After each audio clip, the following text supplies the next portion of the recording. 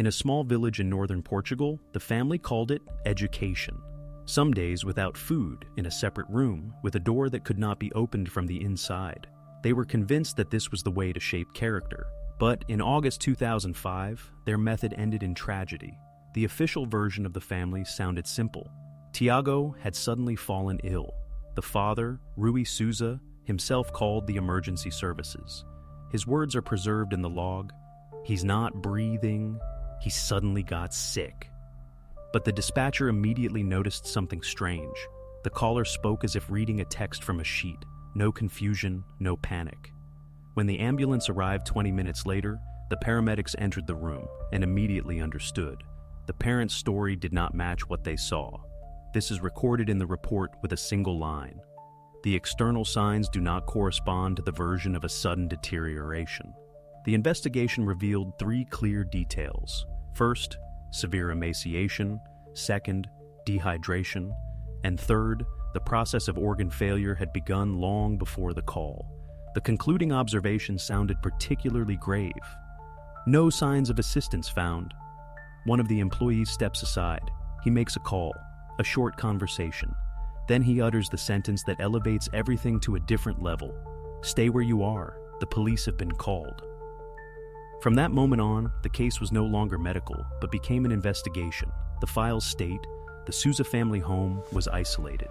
The nearest neighbor lived about 1 kilometer away, and the building itself looked more like a fortification.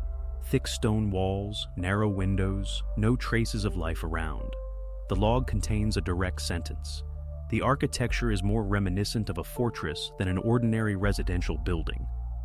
This is precisely what created a paradox. In such silence, every sound carried far, yet no one from the village had reported hearing anything unusual. The isolation was multifaceted, geographically, mountains and distances. Architecturally, walls that did not let sound through. Socially, according to neighbors' testimonies, the family had no contact with anyone. One of them said directly, they lived reclusively to themselves. They never invited guests. In Inspector Mendez' service notes, a short note is preserved. This is not just a house. This is a closed system where everything was decided internally, a voluntary vacuum. At the time of the police's arrival, 3 people were in the house: Rui Souza, his wife Sofia, and their elder daughter Catarina. The log states, 3 family members found at the scene, no other witnesses to the event identified. Thus, the circle of those involved was immediately outlined. But understanding what exactly happened behind the walls of this house was only to be clarified during the investigation. After the police arrived, the Souza family immediately gave their initial statements. It was precisely at this moment that the version that would later become crucial for the defense emerged. According to the files, the father, Rui, wanted to speak first. But Sofia began to speak. She described everything confidently, in a calm voice, without pauses. According to her words, Tiago had apparently contracted a strange illness. He stopped eating, and in the last days, his condition deteriorated rapidly. Her direct quote is recorded in the log, "He refused to eat. We didn't know what to do with him. Everything happened gradually." Rui remained silent and avoided eye contact. Sofia carried the dialogue entirely alone. The records state, the parents' behavior is described as emotionless, no haste, no signs of panic. At the same time, their daughter Catarina was in the house. She did not say a single word, only observing what was happening. Her tense silence would later attract the attention of Inspector Mendez. Thus, the family's first official version emerged, a mysterious illness and a gradual deterioration of his condition. But even then, the investigators noted that the story sounded too smooth, as if it had been prepared. The first note appears in the records. The version is doubtful. At this stage, the case is reclassified into another category, suspicious death. And it is precisely then that the Chief Inspector, João Mendes, takes action, whose task it is to verify every word of the Souza family. When Inspector João Mendes took over the case, his first step was a detailed examination of the house. At first glance, everything here looked impeccable. The floors were clean, things were in their place, no mess. Even the bed where Tiago had recently been lying was neatly made. For the situation the parents described, it seemed too perfect. Normally, in such cases, there is chaos. People in a panic grab medicines, try to alleviate the condition, look for ways to help.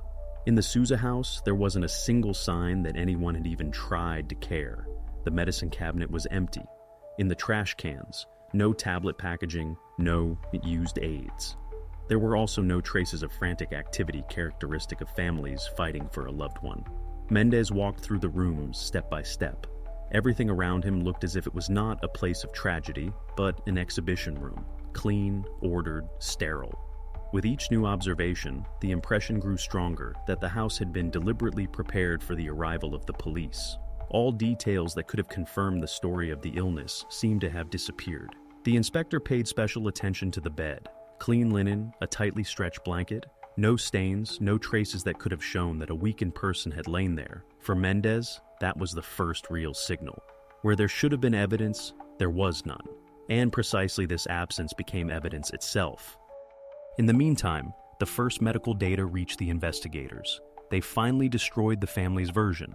The doctors reported that no signs of illness were found in Tiago.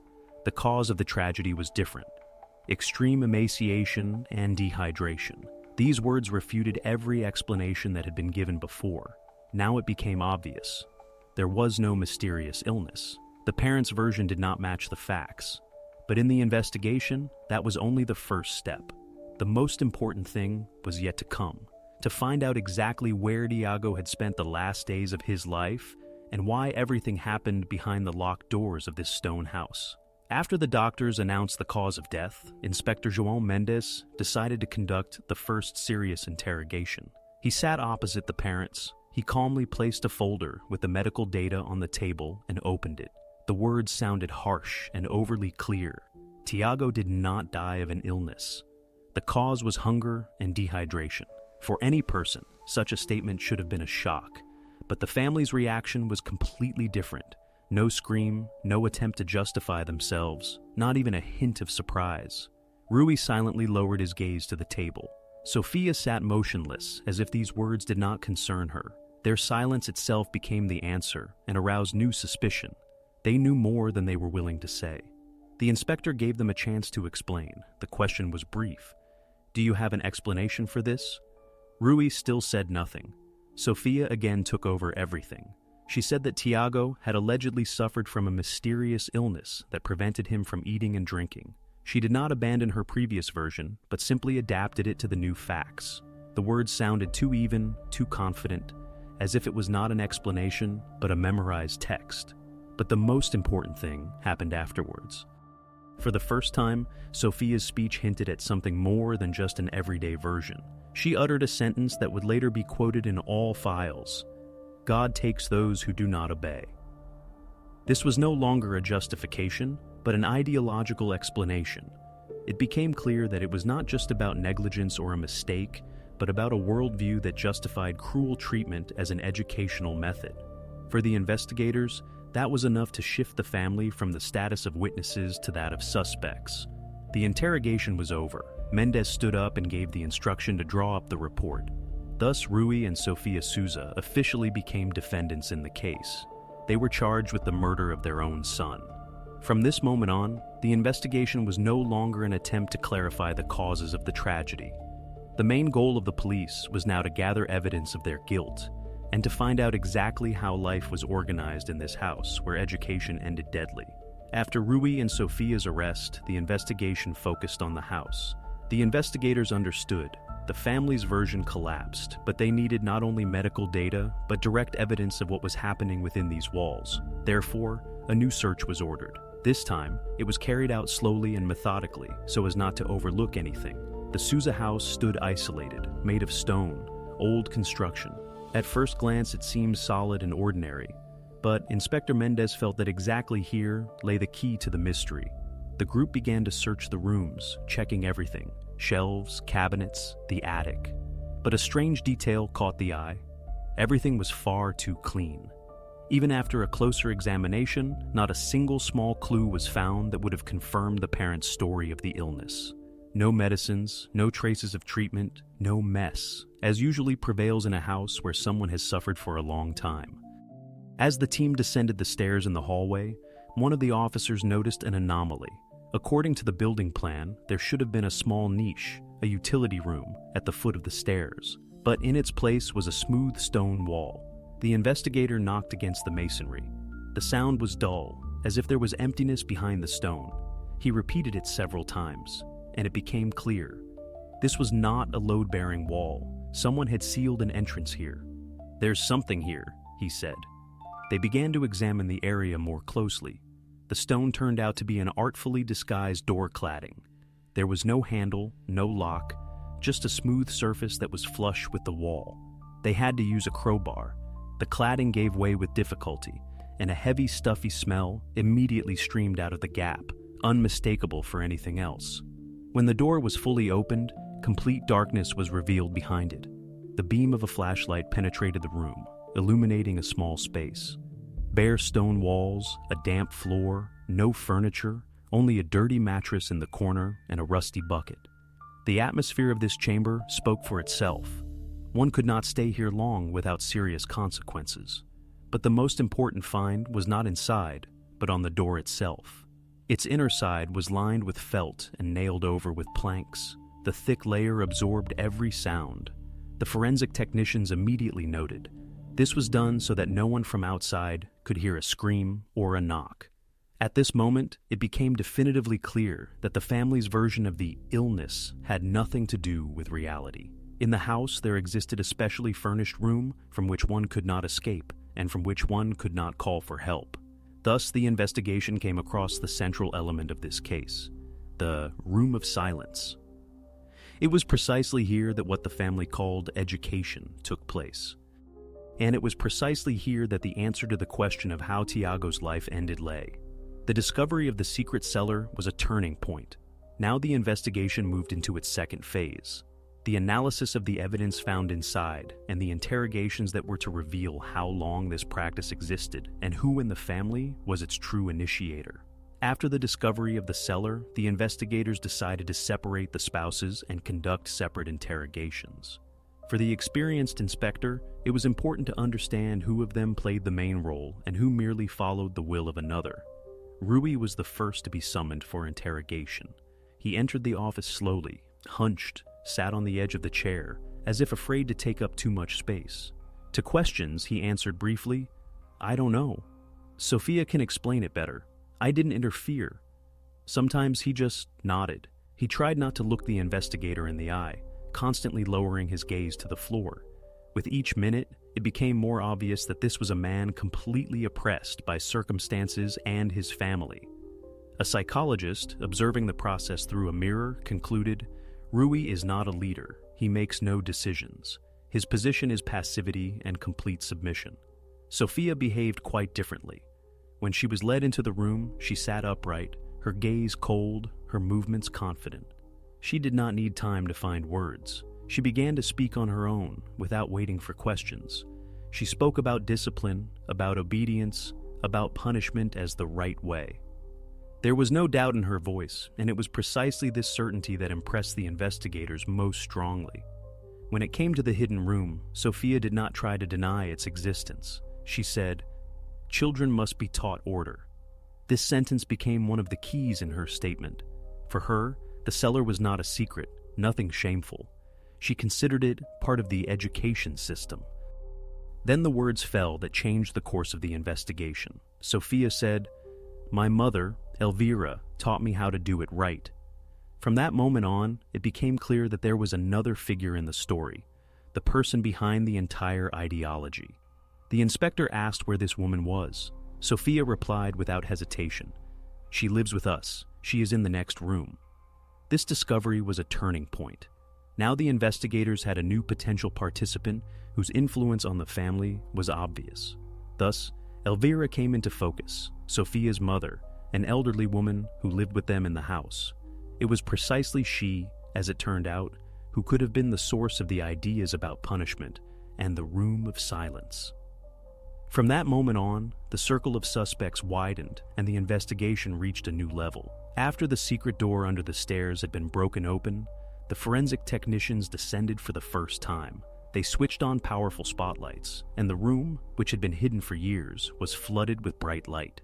At first, it seemed as if there was nothing in the room. bare stone walls, uneven floor, emptiness. But as the light traveled over the corners, 3 objects emerged from the darkness. On the floor lay a dirty mattress. Next to it, a plastic bucket and an empty water bowl. These details needed no comment. The room was not used as a storage room, but as a place where a person was held. The examination proceeded slowly. The forensic technicians checked the walls, the ceiling, the floor. But the main interest was in the inside of the door. It was lined with felt and planks, and it was precisely there that a test with a UV lamp was decided upon. The beam captured dozens of traces that were not visible to the naked eye. Chaotic scratches ran across the entire surface of the planks. Some were deep and left by fingernails. Others were very fine, but present in large numbers. One of the specialists ran a gloved finger over one of these grooves. A tiny fragment remained on the surface. He said softly, more to himself than to his colleagues, "Looks like a skin particle." This find finally confirmed. A person had been inside the room, desperately trying to get out. After that, there were no more doubts. The senior forensic technician summarized. He inspected the room once more, turned off the flashlight, and began to speak into a dictaphone. Objects found indicating a prolonged stay, traces of deprivation of elementary conditions. Scratches made from the inside were found on the inside of the door. The concluding sentence, which was included in the files, sounded harsh and clear. The room is classified as a place of violent detention. From that moment on, the cellar was officially no longer part of the house. For the investigators, it became a prison. The discovery of the Room of Silence was a turning point. Now the police knew that they were not dealing with a tragic accident, but with a deliberate practice. And in this practice, the Souza family had its own ideologist. The next task was to determine who exactly had created the system in which punishment was justified as education. After the find in the cellar, the police knew. Now, expertise would play a decisive role. The investigators could guess what exactly had happened there, but for the court, they needed facts confirmed by the laboratory. Therefore, all found samples were sent for detailed analysis.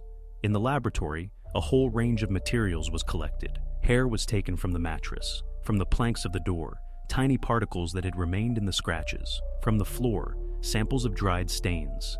Each fragment was placed in a separate test tube, labeled, and sent to a sequencer. Machine after machine processed the samples, turning them into lines of data. The work took a long time. In parallel, a comparison was made with Tiago's DNA, which had already been identified using biological material. The process seemed routine, but every minute brought the answer closer to the main question. Did the traces in the cellar actually belong to him?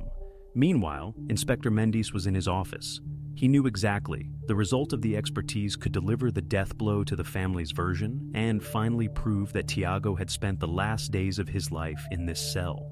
He tried to busy himself with papers, but was constantly distracted by his silent phone. Time passed slowly. He looked at his watch several times, refilling his coffee cup again and again. In the laboratory, work continued uninterrupted. UV lamps illuminated the scratches. Specialists documented every detail. The computer outputted graphics, codes, and curved lines. To a layman, it looked like a collection of incomprehensible symbols, but for the experts, they formed a clear conclusion. Finally, the phone rang. A laboratory employee was on the line. Mendes picked up immediately, without letting it ring a second time. The conversation was short, but every word carried weight. He silently placed the phone on the table and stared at a spot for a few seconds.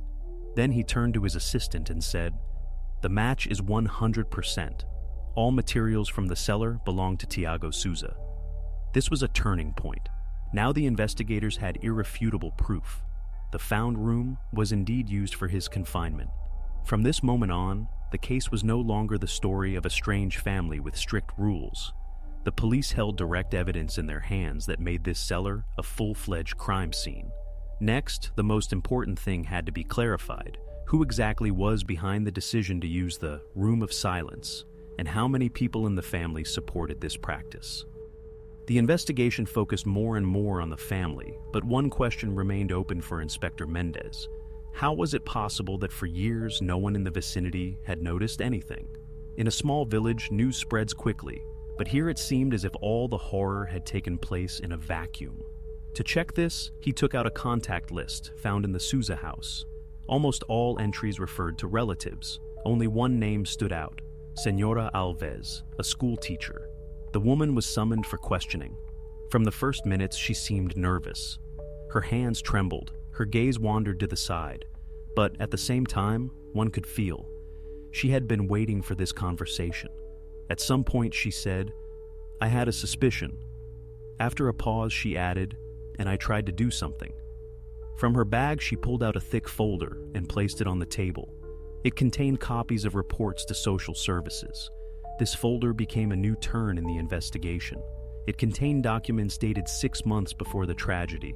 The entries were short, but each of them seemed like an alarm signal. January 15, bruises on his hands. February 23, falls asleep in class. April 12, said he was being punished for bad grades. All of this the teacher had recorded and forwarded to the official authorities. Mendez leafed through the pages carefully. The further he read, the stronger the feeling that the system knew but had done nothing. Because in the folder were also the replies from social services, and they were all the same. Review conducted. The family is positively assessed. The mother's explanations were accepted as satisfactory. It turned out that every review ended the same way. The inspectors came to the house, saw tidy rooms, cleanliness, immaculate walls without traces. Sophia received them with a calm voice and said, "He's clumsy, often falls," or "That's age-related." And that was enough to dispel the suspicions. For the investigators, this was an important discovery. The family had not only hidden what was happening from neighbors and teachers, but had also misled state authorities for years. This proved that their actions were not impulsive, but planned long in advance. They could lie, knew how to create the image of a normal life, and knew how to convince outsiders. The inspector closed the folder and made a note in his notebook. The family was prepared for all checks. The premeditation is obvious. Now the investigation moved into the next phase, determining who exactly was the main initiator of this system and whose decisions in the house were final. When Elvira's name appeared in the files, it was clear she was the one to be spoken to next. The elderly woman, the maternal grandmother, was a key figure in the Souza household, but not in the usual sense. She did not seem helpless or broken by age. On the contrary, everyone who saw her that day noticed that she carried herself with astonishing dignity. An upright posture, a cold gaze, confident movements. In the interrogation room, she seemed as if she had come not as a suspect, but as the mistress of the situation. Inspector João Mendes laid out photos in front of her. Pictures of the found cellar, the mattress, the door with the scratches. The question was simple. "Are you familiar with this place?" Elvira did not look away, did not try to pretend she was seeing these pictures for the first time. She said calmly, almost casually, "Of course, that's the room of silence. I set it up myself." These words momentarily disconcerted the investigators. Where the police saw a crime scene, she saw an object of pride. For her, it was no secret, but a family practice. It was at this moment that it became clear. The investigation was not encountering a random outburst or an impulsive decision, but a long-standing, refined worldview. When Mendez asked, "Why?" Elvira began to speak, and every one of her words sounded as if she were reading a memorized text.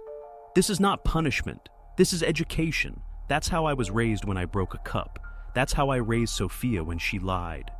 For her, the room under the stairs was not a prison, but an instrument proven over generations. The longer she spoke, the clearer it became that there was no room for doubt in her worldview. She saw no cruelty in her actions. On the contrary, she claimed to do everything for the good of the family. Her sentences were short, cold, without a hint of regret. Silence and hunger teach better than all words. She looked the investigator directly in the eye, and that was not the gaze of a person caught red-handed. It was the gaze of a fanatic, convinced of her own righteousness. At one point, the key sentence fell, "We make people out of children, not weaklings." With these words, she seemed to conclude the explanation of the motive. For Elvira, it was not a crime. It was a tradition that, in her opinion, had to be preserved and passed on. When the conversation turned to the specific events in August 2005, Mendez asked directly, "So you ordered Tiago to be locked up?" The answer came immediately. Elvira nodded and said, "He broke the soup bowl, my soup bowl. He had to learn the value of things." This sentence was a turning point. At that moment, it became clear that it was not just about disciplinary measures. It was about a cult in which objects and discipline were placed above a human life. After the interrogation, the structure of the crime completely fell into place. Elvira, the ideologue and organizer; Sophia, the daughter, who had grown up in this system and continued it without a doubt; Rui, the husband, weak and subservient, who carried out instructions. The Souza family home turned out not to be a place of random tragedy, but an arena where the same model had been reproduced for decades. This interrogation became key to understanding the motive and the family's internal hierarchy. For the police, the question of why no longer existed. The answer came directly from Elvira's mouth. Now, something else remained: to gather evidence that her words matched reality, and to show the court that behind the cold logic stood a real system of violence, disguised as a tradition. The investigators took the first step to break this vicious circle, in which generations raised each other through silence and hunger. Before them lay a long process, to determine the extent of what happened behind those stone walls and to prove the role of each participant. After Elvira's confessions, the police had no doubts. But to solidify the case, confirmation from Sophia and Rui was needed. Inspector João Mendes prepared a confrontation. They were led into the interrogation room. A metal table, 3 chairs, silence. Mendes sat opposite them. He did not ask questions immediately. Instead, he began to lay out the evidence one by one. First, the photos of the basement, mattress, bowl, bucket. Then, the results of the expertise, which stated in black and white, all found materials belonged to Tiago. After that, he placed the documents from the teacher's folder on the table, with the reports to social services. Sophia sat upright, but her eyes remained cold. Rui, on the other hand, hunched over as if he wanted to appear smaller than he was. And only at the moment when the last item was placed on the table, a dictaphone, did the atmosphere change. Mendes pressed the button. In the silence, Elvira's voice rang out, "That's how I raised Sophia when she lied." Sophia flinched for the first time. A shadow of confusion flickered across her face. Rui lowered his head even deeper. The recording continued. Words about the soup bowl, about the room of silence, about how silence and hunger educate better than words. Mendes stopped the recording and said evenly, "Your mother told everything." About the soup bowl, about the 4 days. Sophia fell silent. For a few seconds, only heavy breathing could be heard in the room. Then she quietly said, "Yes." Rui nodded without lifting his gaze. This was not remorse. They merely confirmed the facts, without considering them a crime. Then Mendes said, "Tell me how it was."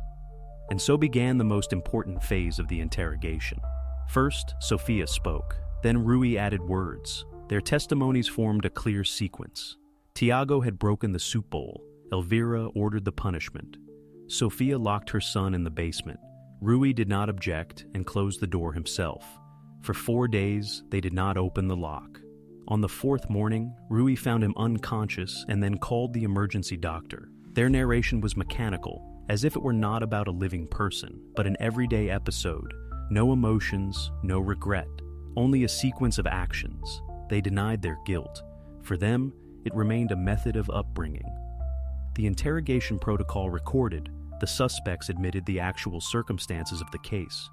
Guilt for murder was not admitted, as they considered the incident part of the upbringing process.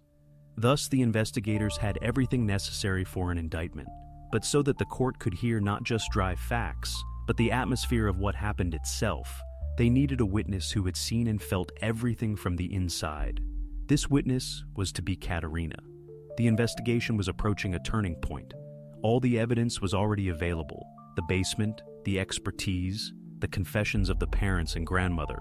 But there was one more person who had remained silent until this moment: Katerina. The elder daughter, who lived in the same house, had seen and heard more than anyone else. Her testimony could not only complete the picture, it was to show what everything looked like from the inside. For the interrogation, no formal room was used, but the office of a child psychologist.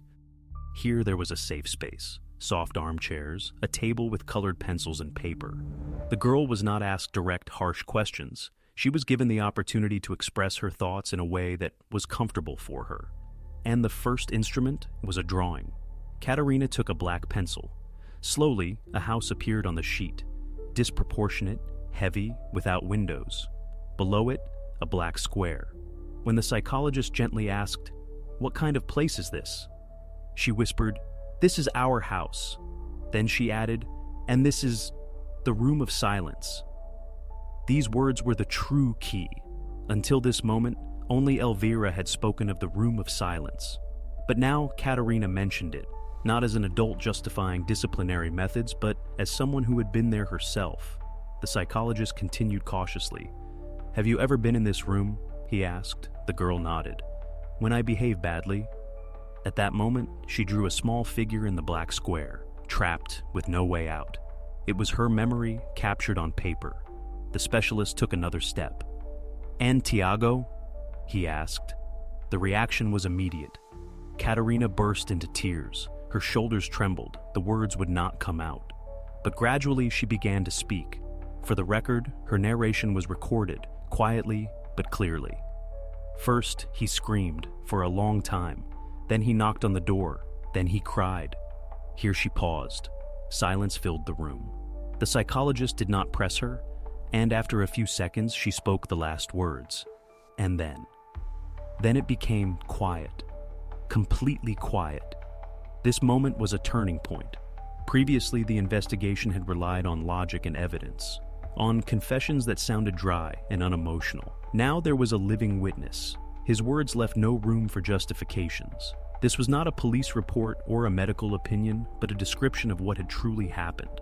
Katerina not only confirmed the existence of the room, she showed that it was not a random practice, but a system that was applied to both her and her brother. She herself had experienced isolation and knew what it meant to sit behind a locked door. That's why her words about her brother's last days sounded like the most terrible evidence.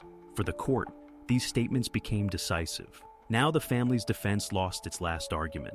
There was no version about an illness, nor an attempt to hide behind religious beliefs. Everything was destroyed by Katerina's voice, a voice that had been forced into silence for years, but which ultimately brought the truth to light. From this moment on, the investigation was considered closed. The police had everything: material evidence, confessions, and the testimony of an eyewitness.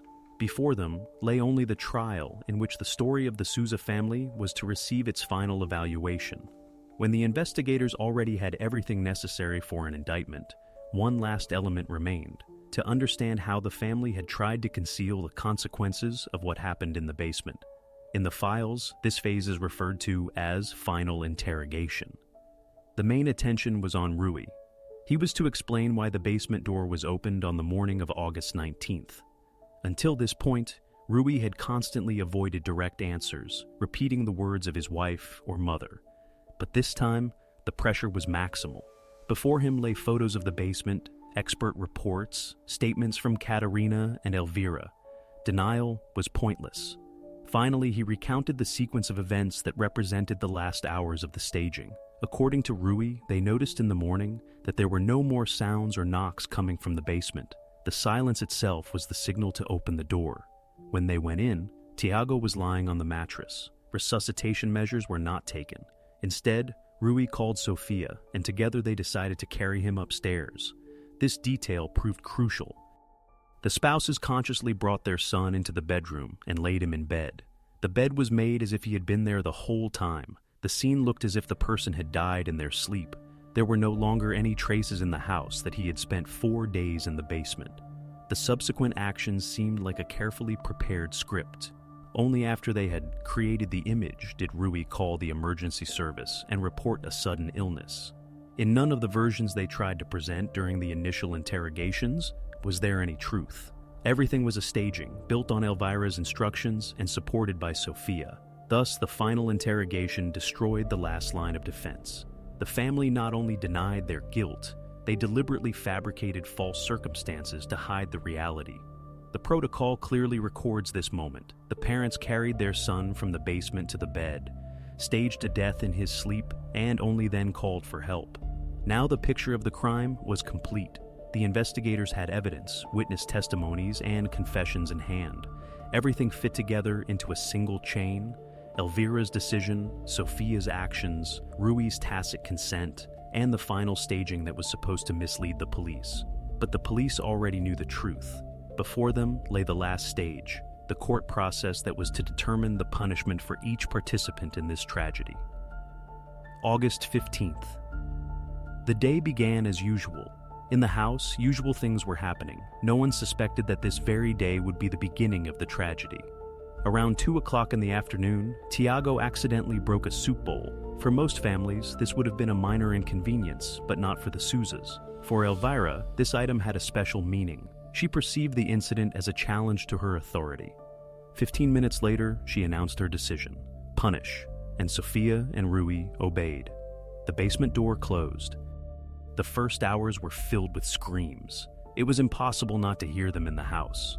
But in the evening, the family sat down to dinner as if nothing had happened. Elvira spoke of discipline and order. Sofia remained silent. Rui lowered his gaze. Katerina sat in her room, covering her ears. August 16th, the screams continued. They were desperate, piercing. Katerina would later say that her brother called her by name and asked her to open the door. But no one came. Rui did work in the yard, passing by the basement without looking at the door. Sofia prepared the food. Elvira insisted. The punishment must be carried out to the end. August 17th. Tiago's voice became quieter. He only knocked rarely. According to Katerina's memory, it was then that she felt her brother could no longer fight, but nothing changed in the house. Dinner passed in silence, as if life was going on as usual. August 18th. Silence set in. In the evening, Katerina noticed that no more sounds were coming from the basement. She did not say it aloud, but at that moment, she realized that everything was over. The adults did not check. Elvira only repeated, "The punishment must be completed." August 19th. At 8 o'clock in the morning, Rui finally opened the door. Inside, he saw his son lying on the mattress. He called Sofia. Instead of admitting what had happened, they decided to hide the truth. They carried him upstairs, put him in bed, covered him. The scene was supposed to look as if he had died in his sleep. By 8:30 in the morning, the staging was complete. The basement was closed again. The atmosphere in the house seemed calm, as if nothing had happened. At 9:12, Rui dialed the emergency service number and reported a sudden illness. His voice sounded even, without panic. This was the entire chronology, from the broken soup bowl to the call to the emergency doctor. 4 days of punishment that gradually turned into torture. A night of silence that became fatal, and a morning of staging when the family decided to hide the truth. All this proved it was not a coincidence, but a system in which punishment was placed above a human life. There is dead silence in the courtroom. 3 people are in the dock: Elvira, Sofia, and Rui. Behind them lie months of investigation, dozens of expert opinions, dozens of witnesses.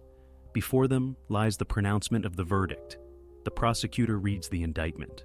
The wording sounds cold and unemotional: murder, committed with particular cruelty, and unlawful deprivation of liberty. Every word documents what the police had carefully gathered for months. All evidence, from DNA analysis to Katerina's testimony, formed the basis of the indictment. Journalists, neighbors, and representatives of social services are present in the hall. Tension is on their faces, but the faces of the accused remain impassive. No emotions, no remorse. Elvira stares straight ahead. Sofia sits with her hands down. Rui has hunched over again, as if he wants to disappear. The judge grants the final word. Elvira is the first to rise. Her voice sounds confident, without trembling. She says, "I regret nothing. I made people out of them, and I would do it again." A murmur goes through the hall. Sofia says nothing, but nods slightly in agreement with her mother's words.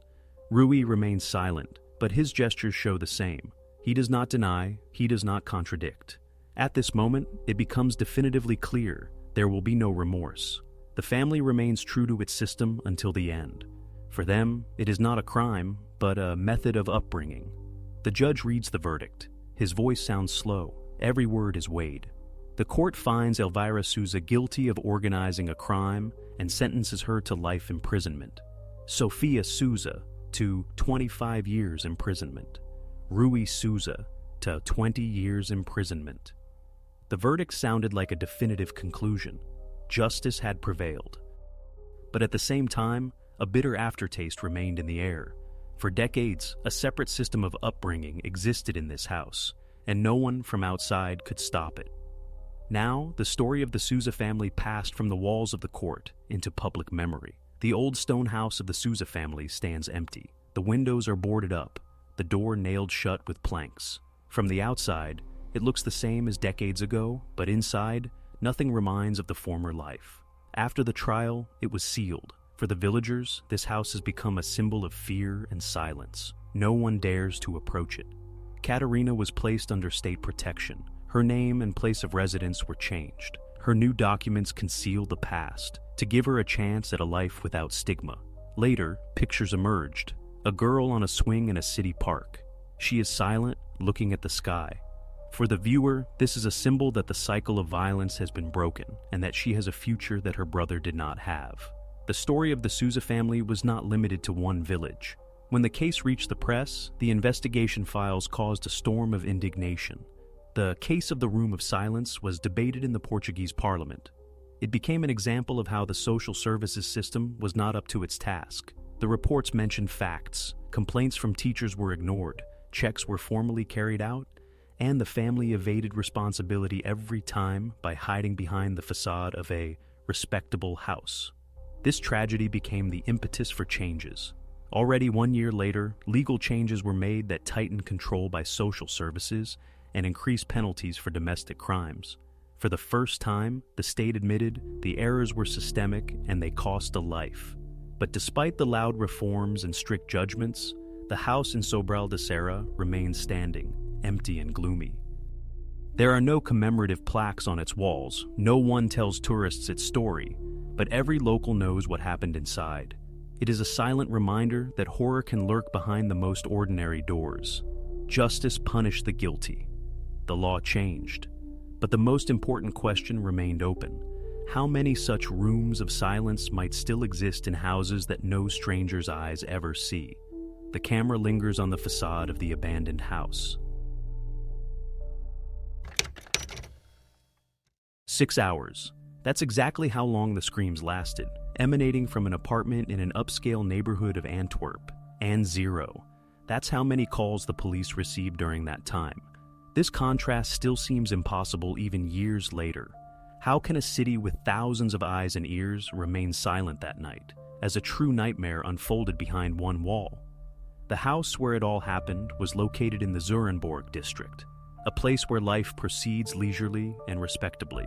Old Art Nouveau villas, well-kept balconies, high ceilings, and thin walls through which almost everything could be heard.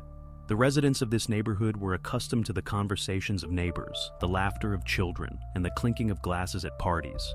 Experts would later confirm the building's acoustics were such that even a normal loud argument in one apartment could be clearly heard through the wall in another. This means that those who were nearby must have heard it. The residents' statements later confirmed the obvious. Yes, there were sounds. Someone thought they were a lover's quarrel. Someone else decided it was a too loud party. Several people admitted to being woken up by the screams, but after turning over, they fell back asleep. And only in the morning, when it was already too late, did it become clear. Behind the wall, there was no scandal and no loud feast. A person died there. The fact remains. The night dragged on, and not a single call was received by the emergency center. And here is the main question with which this story begins. Who was the victim? And why did the whole house pretend not to hear anything? The answer to this leads us to Elisa van Doorn, a young woman whose life ended that night when the indifference of her neighbors was louder than her screams. Elisa van Doorn. When you say this name, it's hard to immediately associate it with the horror of that night, because all her loved ones remember is light, smiles, and talent. The contrast between her life and her death is so great that precisely therein lies the main question. How could such a person become the center of a nightmare? Elisa was 24. She was born in Antwerp into an ordinary family. Her father was an engineer, her mother a teacher. From childhood, she was drawn to beauty. While her classmates played mobile games, she drew earrings and rings on the margins of her notebooks. At 15, she won a local applied arts competition for the first time, and from that moment on, her path seemed destined. Studies at the Academy of Fine Arts, her first serious commissions, publications and design magazines. On social networks, her page resembled a shop window, dozens of photos of handmade jewelry. There was no showing off, just work and shining eyes. "I worked on these rings for 3 weeks and they're still not perfect," she wrote under one of her posts. Friends joked that you could only find her in 2 states, either in the workshop with a magnifying glass and a soldering iron, or having a glass of wine with her loved ones. She lived in the Zurenborg district in a bright 2-room apartment on the top floor. The house was old, with high ceilings and large windows. Neighbors described her as polite and open. She always greeted, always smiled. No one could recall a single conflict she was involved in. At the time of her death, Elisa was at the peak of her career. She was invited to an internship at a renowned jewelry house in Paris, an offer hundreds of young designers dreamed of. She had already gathered her documents, talked to a friend about an apartment, and made plans for the autumn. It seemed as if everything was just beginning. Precisely therein lay the tragic paradox. A life that was gaining momentum was abruptly and senselessly ended. No hints, no warnings. On Friday evening, Elisa was preparing for an important competition, writing messages to friends, posting photos of new designs.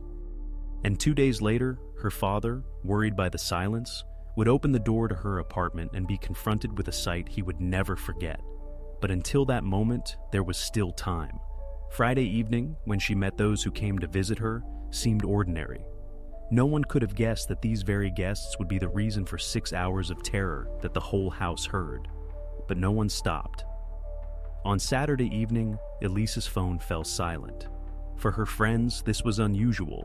Normally, she responded almost immediately, even when she was working on designs.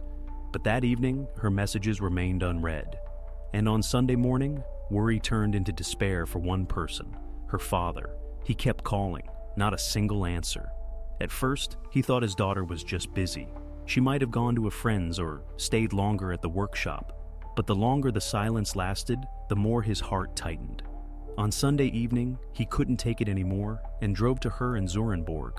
The house where she lived was quiet and familiar, a well-kept entrance area, neighbors returning with their groceries. From the outside, no sign of misfortune. But behind the apartment door, there was dead silence. He rang the doorbell, knocked on the door, no answer. The door was locked. There were no signs of forced entry. The lock was a snap lock. It could be slammed shut from the outside without using a key. This explained how the perpetrators left the apartment without leaving signs of forced entry. The man then called emergency services. 20 minutes later, firefighters and police were on the landing. Neighbors came out of their apartments, looked at each other, but no one said anything. When the door was broken open, the first thing that struck them was the mess. Clothes lay on the floor, an overturned chair, discarded sketches. In the living room, they found her, Elisa. Her body lay on the floor, next to it signs of a struggle. Even then, it was clear. This was no accident and no sudden illness. The forensic doctor would later find numerous injuries typical of prolonged mistreatment. For the father, this day became a turning point, after which everything changed. He stood in the hallway and understood. The one who had made plans for the future only yesterday would never open the door to him again. The police drew up the first reports that same evening. The case was immediately classified as murder under aggravating circumstances. Neither Elisa's wallet nor some pieces of jewelry were found in the apartment. At first glance, it looked like a robbery, but the details pointed to something else. Her last evening was too long, the signs of malice too clear. Thus began an investigation that would very soon point to unexpected people and raise the main question: who was with Elisa in the last hours of her life? The first thing that puzzled the investigators when examining the apartment was the lock. No signs of forced entry, no damage to the door. This could only mean one thing: the person who spent Elisa's last hours with her had not entered by force. They had been let in voluntarily. The criminologist's further conclusions made the picture even more gruesome. The forensic doctor determined the time of death, the early morning of October 16. But the most important thing was not the date, but the details. The nature of the injuries showed that they had been inflicted gradually over a period of 5 to 7 hours. This meant that the night became a torturous ordeal for Elisa, and her screams were not a brief outburst. They lasted for hours. The police documented signs of a struggle in the living room and kitchen, Overturned chairs, a broken glass, torn sketches. On the floor, drops of blood leading to different rooms. And all this, even though the front door remained intact. This was not a random street attack and no sudden intrusion. The atmosphere of the apartment spoke of something else. There were people here whom Elisa knew. The expert specifically noted. The signs of torture did not have a spontaneous character. Someone had deliberately prolonged her suffering. This disproved the initial theory of a simple robbery. Yes, some pieces of jewelry and her wallet had disappeared from the apartment, but the items were not the most important thing. Everything looked as if the goal was different: to humiliate, to break, to destroy. And again, attention turned to the door. If there was no forced entry, only two possibilities remained. Either Elisa herself let her future murderers in, believing them to be acquaintances, or they had a key. Both versions led in one direction: the search among her closest circle. From that moment on, the investigation focused not on anonymous robbers, but on those close to Elisa. And the first to come under scrutiny was a man whose name often came up in her circle, her ex-boyfriend, Lucas. When investigators discussed the initial theories, Lucas's name almost immediately surfaced. It was too obvious: an ex-boyfriend, a painful breakup, resentment, and jealousy. In classic true crime cases, such a figure appears first, the jealous ex. And in the eyes of the police, he looked exactly like someone who could have gained access to Elisa's apartment without resistance. Lucas was the same age as Elisa. He worked in a small IT company, freelanced, loved parties, and rock music. Their relationship had lasted almost 2 years, and at first, everything seemed serious. But over time, cracks accumulated between them. Elisa devoted more and more time to her work and competitions, and Lucas could not accept that his girlfriend had recognition and successes that he did not. His jealousy manifested itself in small things: dissatisfied comments under her photos, sarcastic jokes about glamour and pomp, scenes when she came home late from the workshop. The breakup occurred 6 months before the tragedy. Elisa decided that she no longer wanted to live in constant arguments. Lucas took it hard. Friends recalled that he tried to win her back, wrote long messages, once even came to her house with flowers, but she had already decided to say no. For the investigators, all this looked like a ready-made motive, a hurt ex who might have decided that if she wasn't with him, she wouldn't be with anyone. Lucas was summoned for the first interrogation. The young man came voluntarily, without a lawyer, looked confused but not scared. He immediately declared, "I have nothing to do with this." According to his words, he was alone at home on the night of Friday to Saturday. He had watched a series, surfed the internet, and then fell asleep. When asked who could confirm this, he shrugged. No one. His words could not be verified. For the investigators, this was a weak alibi. No witnesses, no cameras at the entrance to his house, no neighbor who had seen lights in his windows. All Lucas had were his own words. Thus, Lucas became the first and main suspect. But soon details would emerge that would turn this version upside down and point to completely different people. While investigators checked Lucas's alibi, a parallel interrogation of the house residents began. And here, a detail emerged that shocked even experienced criminologists. Almost every neighbor had heard something that night, but no one had called. Literal quotes are preserved in the records. A man from a lower floor said, "Yes, there were loud voices, but I thought it was a party. Young people sometimes make noise." A woman from the opposite apartment admitted, "Around midnight, I heard a woman crying, but then the music came on, and I thought everything was over." Another witness added, "I woke up from screams, but thought a couple was arguing. Something like that had happened here before." These answers combined to form a frightening picture. There were sounds. Different people on different floors had heard them, but everyone found a convenient explanation for themselves. Someone closed the window, someone put on headphones, someone simply told themselves, "It's none of my business." In court, this fact later became the subject of a separate discussion. Experts confirmed the acoustics of the house left no doubt that the neighbors had indeed heard something, but no one perceived the events as a danger signal. Psychologists explain this with the effect of diffusion of responsibility. The more people are present, the less each individual feels personally obligated to intervene. For the investigators, this meant a dead end. There were sounds, there were witnesses, but none of them had seen the face of the person who entered or left Elisa's apartment. No one could say exactly when the screams began and when they stopped. Everything blurred into general formulations. Late in the evening, sometime after midnight. Instead of clarity, the picture only grew darker. It was obvious Elisa died over hours, while dozens of people around her continued their usual lives. But if it wasn't the neighbors and not Lucas, who was in her apartment then? The investigators began to look for the answer to this question in her closest circle, among friends and colleagues, and it was there that a name appeared that would turn the case around. Among those summoned for questioning was Lena Clars, Elisa's best friend. At the funeral, she cried louder than everyone else, hugged the parents, and repeated, "We were like sisters. I can't believe it." In the eyes of others, Lena seemed like a model of grief. But precisely in such moments, investigators listened particularly carefully to the words.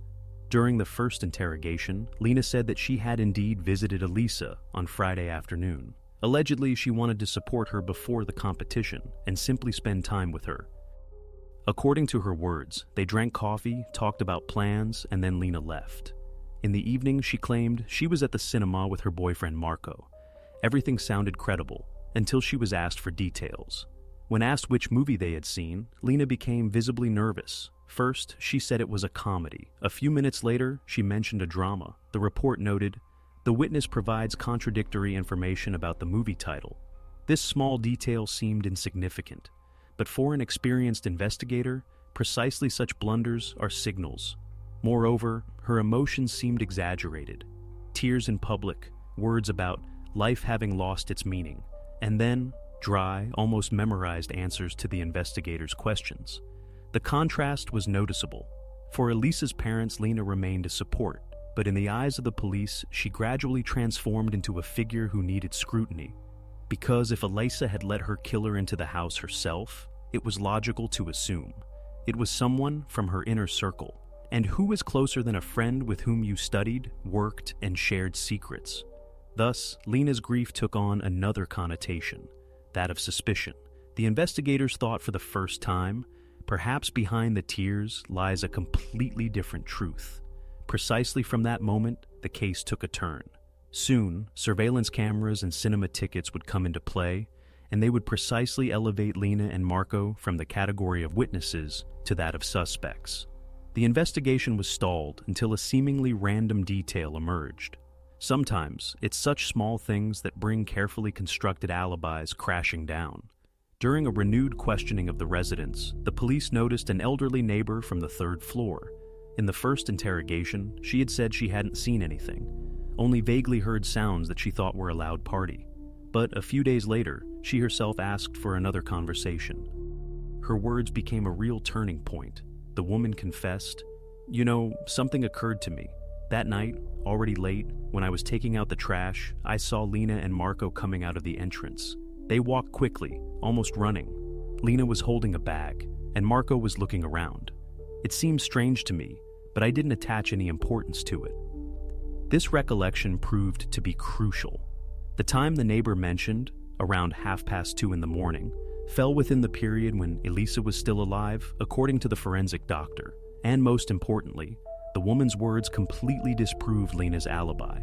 Because during the interrogation, she had claimed to have spent the entire evening and night with Marco at the cinema. The investigators immediately checked this version. After the cinema alibi fell apart, investigators applied for a search warrant, and there was more. The cinema's log showed their tickets were not scanned. The system did not record entry. For the police, this was the first real breakthrough. Previously, everything had been based on speculation. An ex-boyfriend with a shaky alibi, neighbors with general statements. And now there was a concrete witness who had seen Lena and Marco at the critical time. These words were not just a piece of evidence. They changed the entire direction of the investigation. Lena, who had until recently seemed like a grieving friend, suddenly transformed into a figure on whom all suspicions focused. After that, the circle closed around their addresses. It was there that investigators would find what could no longer be explained as coincidence. Items that directly linked them to Elisa's apartment and her last evening. When the police decided to check Lena and Marco's alibi, everything looked convincing. The cinema database indeed showed a ticket purchase. 2 seats for the evening show, paid with Marco's card. At first glance, undeniable proof that they were there and not in Elisa's apartment. It seemed as if the suspicions could vanish into thin air, but then a check began that destroyed this coherent picture. Investigators requested video footage from the cameras at the entrance and in the lobby of the cinema. This is a routine procedure, but it proved to be crucial. The footage had been preserved for the entire operating time of the hall that evening, and here's the paradox. The tickets had been bought, but Lena and Marco themselves were not visible in the footage. Experts reviewed every minute. The cameras captured all visitors, who came, who left, who lingered at the ticket counter. Dozens of faces were on the tapes, but neither Lena nor Marco could be found there. Neither at the beginning of the show, nor during it, nor afterward. This fact was a cold shock for the investigators. Now it was clear. The couple had bought the tickets in advance to cover their tracks, but had never gone to the cinema. Their alibi had collapsed. This detail was reinforced by another technical point: the geolocation data from Marco's phone.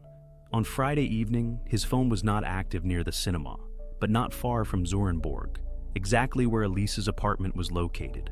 All the pieces of the puzzle began to fit together. The elderly neighbor who had seen them at the entrance at night. The totality of the external cameras confirmed their presence in the Zurenborg district. And now, the tickets that existed only on paper, but not in reality. For the police, this meant one thing: a lie. And not a random one, but a carefully prepared one. Lena and Marco had tried to create an illusion, but thanks to the expertise and the cameras, it crumbled. Precisely after that, the investigators decided on the next step: a search of their apartment. What they would find there would definitively move the case from suspicion to accusation. After Lena and Marco's alibi collapsed, investigators returned to the first suspect, Lucas. His figure initially seemed to fit too well. Ex-boyfriend, difficult breakup, inability to come to terms with Elisa's successes. But to accuse, you need facts, not emotions. A request to the mobile phone company provided the final answer. Lucas's phone was within his home Wi-Fi network all night. The signal was recorded stably, without interruptions, from 8 in the evening until morning. This meant he had not left the apartment. The version that he could have been in Elisa's house finally collapsed. Investigators also analyzed the chat logs. That evening, Lucas was indeed online. Messengers recorded activity late in the evening, then a break until morning. No excursions, no suspicious contacts. The subjective jealousy no longer played a role. For the police, this was an ironclad argument. Lucas had nothing to do with it. And that turned the course of the investigation upside down. Because if the ex-boyfriend was ruled out, only one lead remained: Lena and Marco. Their false alibi with the tickets, the car seen on a neighboring street, the neighbor's statement, and now, the contrast to Lucas's watertight alibi. All arrows pointed directly at them. In the official documents, the crucial definition then appeared: main figures in the case, Lena Klaars and Marco Peters. After Lucas was ruled out, all arrows pointed to Lena and Marco. What the police would find behind the door in Borgerhout could no longer be explained by coincidence or memory lapses. It would be direct evidence. When the search warrant was signed, investigators already had a picture of the motives. But to understand why Lena and Marco were capable of such a thing, one had to look into their past. Outwardly, Lena seemed like a loyal friend of Elisa. They had studied together at the art academy, participated in competitions together. On social media, there were dozens of photos of them hugging, laughing, and signing posts with "We are a team." But behind this facade lay another reality. Lena also wanted to be a designer. She also dreamed of breaking through, but she almost always remained the second. If Elisa received an award, Lena had to settle for a participant's diploma. If Elisa signed a contract, Lena remained on standby. The final blow came 1 week before the tragedy. A prestigious internship at a Parisian jewelry house. Both had applied, both were shortlisted. But only Elisa received the offer. For Lena, this was not just a disappointment. It was the straw that broke the camel's back. Marco, her boyfriend, poured oil on the fire. The young man had a turbulent past. Police call-outs for brawls, neighbor complaints about loud parties, conflicts at work. He was hot-headed, easily irritable, and often solved problems with his fists. Precisely this connection, Lena's ambitions and Marco's aggression, prove fatal for Elisa. Now, investigators had a new, much more substantial motive than an ex-boyfriend's jealousy. It was envy, poisonous, accumulated over years, amplified by a sense of injustice. Lena could not bear that her best friend was becoming the person she herself wanted to be. For the police, this was an important discovery. The case was no longer just an attack for enrichment. It took on a personal character, and such motives are always the most dangerous. They follow no logic. It was precisely at their address that the investigators expected to find confirmation of these conclusions. As the search yielded its first findings, Lena and Marco were summoned for another interrogation. The atmosphere in the office was already different. If before they felt more like witnesses, now they sat opposite the investigator as the main figures of the case. At first, everything sounded familiar. Lena repeated the story that they had been at the cinema. Marco nodded and confirmed her words. But this time, the investigator had an ace up his sleeve. He placed a printout on the table. Video footage from the cinema cameras. Your faces are not among the visitors. At that moment, their behavior changed abruptly. Lena turned pale and fell silent. Marco tensed up, crossed his arms over his chest, and said only one thing. I'm not saying anything without my lawyer. Just 5 minutes earlier, they had confidently defended their alibi, and now both sat silently, as if the investigator's statement had dropped a concrete slab on them. A dry note is preserved in the protocol. The suspects refused to testify without the presence of a defense attorney. For the investigation, this was an indirect but strong confirmation. People who have the pure truth on their side do not hide so abruptly behind silence. From that moment on, Lena and Marco definitively ceased to be witnesses. The investigation moved into the crucial phase, securing the evidence that would link them to Elisa's apartment and the events of the night from Friday to Saturday. The search of Lena and Marco's apartment was the moment when the investigation moved from conjecture to fact. Previously, the police had only indirect evidence, cameras, the neighbor's testimony, a false alibi. But now, something that could not be challenged had to be found. The apartment was located in Borgerhout, a simpler and noisier district than Zurenborg. The police described it as an ordinary apartment of young people, scattered belongings, empty bottles in the kitchen, an unmade bed. But behind the everyday chaos lay what would become crucial in the case. In one of the cabinets, the investigators found a folder with drawings. At first glance, ordinary jewelry sketches. But the experts immediately recognized the handwriting. These were Elisa's works, which she had posted on social networks and shown at competitions. The question was, what were they doing at Lena's home? The answer was obvious. The friend had stolen them, and there was more. In the hallway, among the shoes, stood a pair of women's shoes, ordinary, light-colored, slightly worn. But on the heel of one shoe, they noticed a tiny brown stain, so small that one might have mistaken it for a dry drop of dirt. The investigator secured the find and sent it for examination. A few days later, the result was decisive. The DNA belonged to Alexa Van Dorn. This could not be a coincidence. Traces of her blood were on the shoes of the friend who swore not to have been in the apartment that night. In one moment, all doubts vanished. Lena and Marco had not just lied. They were there. And their false alibi finally turned into evidence against them. For the police, this was a breakthrough. Now, no more conjectures were needed. There was irrefutable evidence. The next step was to corroborate this chain of evidence with statements. Under the pressure of the facts, one of them had to talk. When the investigation confirmed that the blood on the shoes belonged to Elisa, the investigators knew that the time for pressure had come. Lena and Marco were once again placed opposite each other in a room. This time, photos of the evidence lay on the table, the sketches, the shoes, the expert's report. Lena sat motionless, staring at one point. Her face was like stone. She only repeated, "I'm not saying anything without my lawyer," as if it were a pre-rehearsed strategy. But next to her, Marco couldn't take it. First, he sighed heavily, then he rubbed his hands over his face, and finally, he spoke. His words are recorded in the protocol. "We came to talk." Lena was beside herself because of this internship. She started yelling at Elisa, accusing her of stealing her ideas. I tried to separate them, but then I snapped. I hit Elisa. From that moment on, the confession flowed continuously. Marco recounted how the argument escalated into abuse, how Lena demanded that her friend acknowledge her as the better one and forced her to sign notes stating, "I steal other people's ideas." He admitted to delivering blows, holding Elisa down, while Lena screamed in her face. It lasted for hours. We drank wine, argued again, came back to her again. I wanted to leave, but Lena wouldn't let me. She said, "Now it's all over. If we leave, she'll tell everything." In the end, Marco uttered the sentence that put an end to it. "I did it with my hands, but everything started with her. She drove me, she directed it. Without Lena, this wouldn't have happened." The protocol fully recorded the confession. For the investigators, this was a turning point. One of the parties had not only admitted his own guilt, but also Lena's role as instigator. Now, the evidence and the words matched.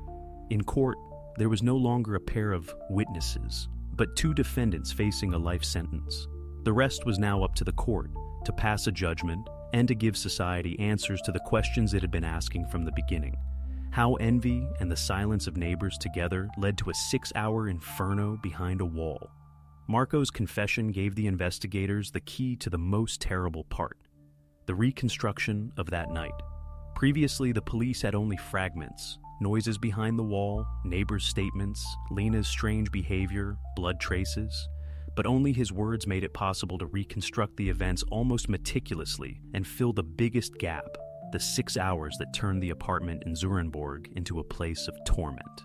The evening of October the 15th began like an ordinary Friday. Elisa was at home, preparing for a competition and looking through her sketches. When Lena and Marco rang the doorbell, she opened it without hesitation. Lena was considered her close friend, and the girl expected no danger. They came with a bottle of wine, as if they simply wanted to spend time together, but the conversation took a wrong turn from the start. First, it was about work. Lena recalled the prestigious internship in Paris that Elisa had received. Her words sounded hurt, and gradually her voice grew louder. Elisa tried to smooth things over, to explain that each of her achievements was earned through hard work. But the tension grew. The atmosphere in the apartment heated up. As the argument grew louder, Marco could no longer bear it and intervened.